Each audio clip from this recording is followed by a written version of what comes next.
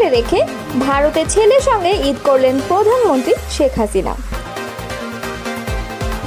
দেশ ছাড়ার আগে আত্মীয়দের ইংরেজি বার্তায় বিভ্রান্তি সৃষ্টি করলেন প্রধানমন্ত্রী শেখ হাসিনা। রাজনীতিতে নতুন বার্তা দিচ্ছে ইউনূস তারেক বৈঠক, এমনটাই মনে করছেন রিজভী। জাতীয় পার্টি ছিল আওয়ামী লীগের দালাল, বক্তব্য রেখেছেন আক্তার। এতক্ষণ শুনছিলেন সংবাদ শিরোনাম, এবারে বিস্তারিত। ছাত্র জনতার অভ্যুত্থানের মুখে প্রধানমন্ত্রীর পদ থেকে পদত্যাগ করে পালিয়ে ভারতে আশ্রয় নিয়েছেন শেখ হাসিনা।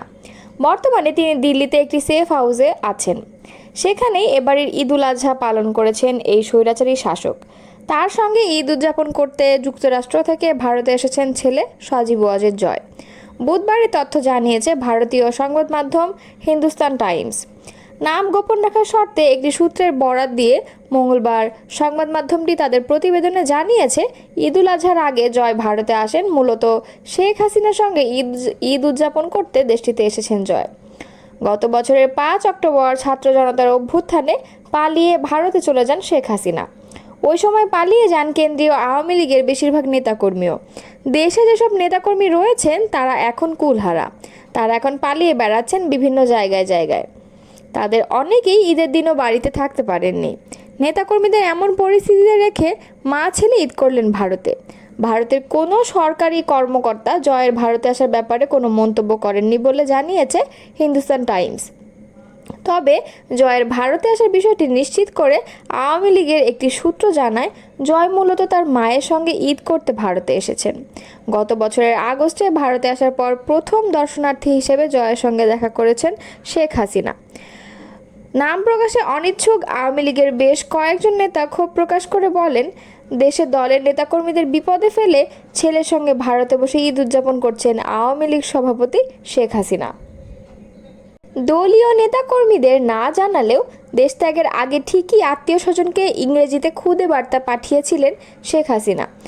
এতদো সংশ্লিষ্ট গণমাধ্যমে প্রকাশিত একটি প্রতিবেদন সামনে এনে এই মন্তব্য করেছেন সাবেক প্রধানমন্ত্রী খালেদা জিয়ার সাবেক প্রেস সচিব জ্যেষ্ঠ সাংবাদিক মারুফ কামাল খান। বুধবার নিজের ভেরিফায়েড ফেসবুক পেজে এই মন্তব্য করেন তিনি। মারুফ কামাল খান বলেন, শেষ রক্ষা হচ্ছে না। এটা নিজে বুঝতে পারলেও হাসিনা তার দলের আর কাউকে তা বুঝতে দেননি। বিভিন্ন বাহিনীতেও প্রশাসনে যারা আছে তারা লেঠিল হয়ে কাজ করেছে, বুঝতে দেননি তাদেরকেও। তিনি কেবল ভেবেছেন তার নিজের ও নিকট স্বজনদের নিরাপত্তার কথা। মারুফ কামাল খান তার পোস্টে লেখেন, ছলে বলে কলে কৌশলে টানা 15.5 বছর রাষ্ট্র ক্ষমতা করায়ত্ত রেখেছিলেন। তবে শেষ অবধি ছাত্র তরুণরা এমন আন্দোলন গড়ে তোলে এবং তাতে সব শ্রেণীর লোক সামিল হয়ে যায়। গুলি করে মানুষ মেরে এই আন্দোলন রাখার চেষ্টায় সেনারা সায়না দিয়ে বেঁকে বসে। হাসিনা বুঝে যান তার খেল খতম। তারপরেও কয়েক ঘন্টা স্নায়ুর যুদ্ধ চালান এবং সেই ফাঁকে পালিয়ে গিয়ে ভারতে আশ্রয়ের বন্দোবস্ত সেরে নেন। তিনি বলেন, নিজে নিরাপদে পালাবার বন্দোবস্তের পাশাপাশি তিনি ঘনিষ্ঠ আত্মীয় স্বজন ও বংশের লোকদের দেশ ছেড়ে পালাতে বলেছেন। এই গ্রুপ মেসেজ ছাড়াও তিনি তাদের সবাইকে আলাদা করেও বার্তা দিয়েছেন। একটি ভুল ইংরেজি বাক্যে সবাইকে দেশত্যাগের নির্দেশনা সম্বলিত খুদে বার্তা পাঠিয়েছেন। লিখেছেন, নো ওয়ান স্টে হিয়ার। এই বার্তাই দিচ্ছে স্বজন পরিজন ছাড়া আর কারো প্রতি হাসিনার সামান্যতম মায়া ও কর্তব্যবোধ নেই। তবুও তিনি তাদের উপর ভর করে হারানোর স্বর্গ ফিরে পেতে চান, রাজনীতি করতে চান, দেশে ফিরতে চান, ভয়ঙ্কর সব অপরাধের দায় থেকে মুক্তি পেতে চান। এসব লক্ষ্য অর্জনে রোজই নেতাকর্মী ও অনুগতদের উস্কানি দিচ্ছেন, তাদেরকে প্ররোচিত করছেন ঝুঁকি নিতে। তাদের কয়জন সাড়া দেবে হাসিনার আগুন খেলার ডাকে, যোগ করেন মারুফ কামাল খান। প্রসঙ্গত, কোটা সংস্কার আন্দোলনকে কেন্দ্র করে ছাত্র জনতার আন্দোলনের মুখে গত 5 আগস্ট প্রধানমন্ত্রী থেকে পদত্যাগ করে হেলিকপ্টারে দেশ ছেড়ে ভারতে পালিয়ে যান শেখ হাসিনা। এ সময় তার সঙ্গে তার ছোট বোন শেখ রেহানা ছিলেন।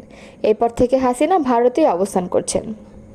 বিএনপির সিনিয়র যুগ্ম মহাসচিব রুহুল কবির রিজভী বলেছেন, গোটা জাতি আজ লন্ডনের দিকে তাকিয়ে আছে। প্রধান উপদেষ্টা ডক্টর মোহাম্মদ ইউনূস ও বিএনপির ভারপ্রাপ্ত চেয়ারম্যান তারেক রহমানের মধ্যে যে বৈঠক হবে সেটি ঐতিহাসিক বৈঠক। এই বৈঠকের মাধ্যমে দেশের রাজনীতিতে সুবাতাস বইবে বলে বিশ্বাস করি। তিনি বলেন, এরই মধ্যে ডিসেম্বরে নির্বাচনের যৌক্তিকতা তুলে ধরেছে বিএনপি। যৌক্তিক সময়েই নির্বাচন হবে বলে জাতি প্রত্যাশা করে। আলোচনার মধ্যে দিয়ে নির্বাচন সহ সব সমস্যার সমাধান সম্ভব। বুধবার দুপুরে নয়াপল্টনে বিএনপির কেন্দ্রীয় কার্যালয়ে সাংবাদিকদের সঙ্গে মতবিনিময়ের সময় তিনি এমন মন্তব্য করেন। প্রতিবেশী রাষ্ট্রের কঠোর সমালোচনা করে রিজভী বলেন, প্রতিবেশী দেশ বাংলাদেশের প্রতি ভয়ঙ্কর বিদ্বেষপরায়ণ হয়ে উঠেছে।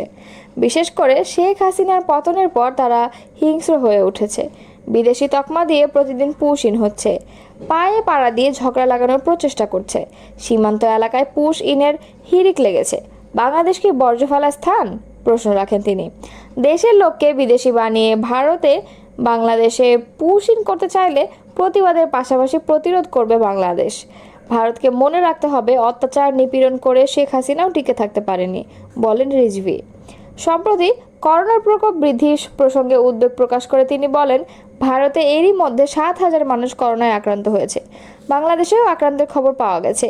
এরই মধ্যে একজন মারাও গেছে। এই বিষয়ে সরকারকে দ্রুত করণীয় নির্ধারণ করে প্রস্তুতি নেওয়ার আহ্বান জানাই। সুরক্ষার বিষয়ে স্বাস্থ্য মন্ত্রণালয়ের ভূমিকা উল্লেখযোগ্য নয় বলে মন্তব্য করেন রিজভী। পাশাপাশি ডেঙ্গুও মারাত্মক রূপ নিয়েছে, জনস্বাস্থ্য হুমকির মুখে পড়ছে। এজন্য সরকারের সঙ্গে জনগণকে আরও সম্পৃক্ত হওয়ার আহ্বান জানান রিজভী। ঈদযাত্রা ঘিরে সড়ক দুর্ঘটনায় প্রায় 57 জন মৃত্যুর সংবাদে উদ্বেগ প্রকাশ করে তিনি বলেন, বেপরোয়া গাড়ি চালানোর কারণে এই দুর্ঘটনা বেড়েছে। এছাড়াও ঈদে সমাজ বিরোধীদের দৌরাত্ম্যও ছিল। জাতীয় পার্টিকে আওয়ামী লীগের দালাল হিসেবে আখ্যায়িত করেছেন জাতীয় নাগরিক পার্টির সদস্য সচিব আক্তার হোসেন। বুধবার দুপুরে রংপুরের পীরগাছায় জাতীয় নাগরিক পার্টির উপজেলা কার্যালয়ের উদ্বোধন শেষে সাংবাদিকদের এক প্রশ্নে তিনি এ মন্তব্য করেন। এ সময় তিনি বলেন, জাতীয় পার্টি বিগত সময়ে আওয়ামী লীগের দালাল হিসেবে ভূমিকা পালন করেছে। আওয়ামী লীগ মানুষের ভোটাধিকার হরণ করে যে ফ্যাসিবাদ কায়েম করেছিল, যে স্বৈরতন্ত্র কায়েম করেছিল, তার প্রধানতম রাজনৈতিক সহযোগী ছিল জাতীয় পার্টি।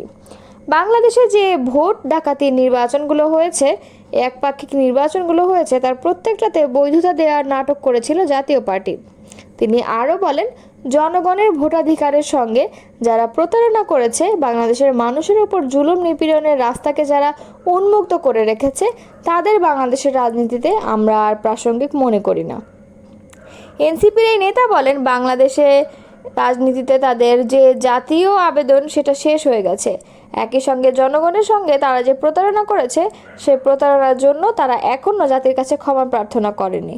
সেক্ষেত্রে আমরা মনে করি, বিগত সময়ে যারা আওয়ামী লীগকে রাজনৈতিকভাবে সমর্থন দিয়েছে, আওয়ামী লীগের কর্মকাণ্ডের সঙ্গে যারা বিভিন্নভাবে নিজেদেরকে যুক্ত রেখেছে, সেই প্রত্যেক ব্যক্তিকে, প্রত্যেকটা দলকে যেন সঠিকভাবে আইনের আওতায় নিয়ে এসে বিচারের মুখোমুখি করা হয়।